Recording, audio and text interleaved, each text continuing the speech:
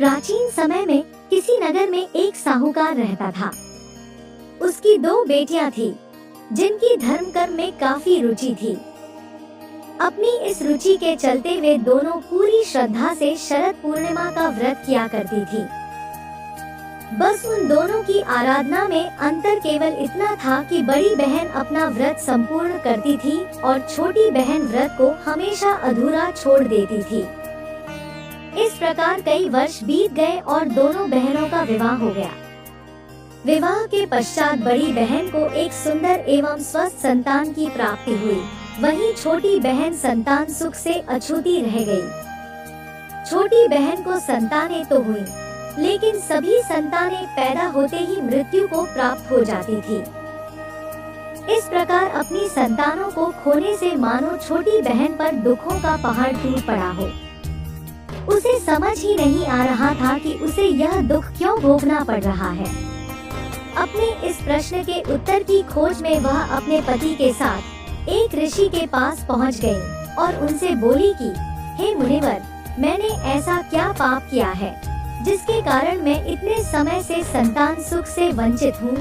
इस प्रश्न के उत्तर में ऋषि मुनि बोले, हे पुत्री, तुमने शरद पूर्णिमा का व्रत तो किया, लेकिन कभी उसे विधि विधान से पूर्ण नहीं किया और इसी के कारण तुम्हें यह कष्ट भोगने पड़ रहे हैं।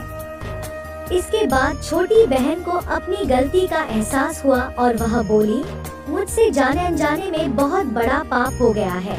मुनिवर, आप कृपया कर मुझे इस भूल को सुधारने का कोई उपाय बताएं। मैं सदा इसके लिए आपकी आभारी रहूंगी। ऋषि मुनि को उस पर दया आ गई और उन्होंने छोटी बहन को विधि पूर्वक शरद पूर्णिमा का व्रत करने के लिए कहा और बताया कि इस व्रत के पुण्य फल से ही उसे अपने कष्टों से मुक्ति मिल सकती है।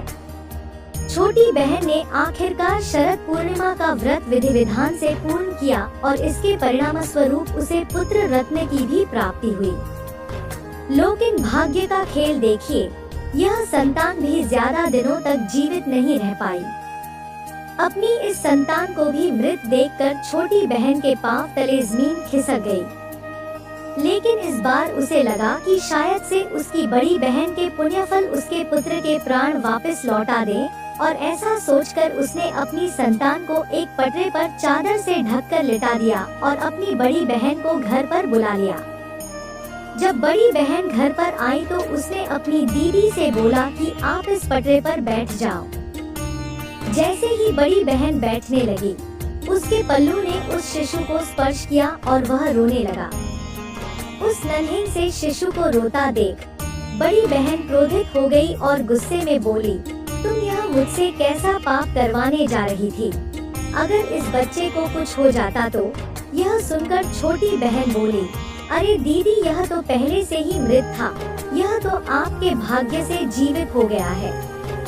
आपने हमेशा शरद पूर्णिमा का व्रत विधि पूर्वक किया है और यह उसका ही फल है कि आपके पल्लों के स्पर्श मात्र से मेरी संतान जीवित हो गई है। इस प्रकार छोटी बहन की संतान को नया जीवन दान मिला और जब यह खबर नगर के राजा को मिली तो उसने पूरे नगर में ढिंढोरा पिटवा दिया और सबको इस पावन व्रत को करने की सलाह दी। तब से लोगों की श्रद्धा इस व्रत में निहित है और भक्त अपने भाग्य को जागृत करने के लिए यह व्रत पूरी श्रद्धा से करते हैं।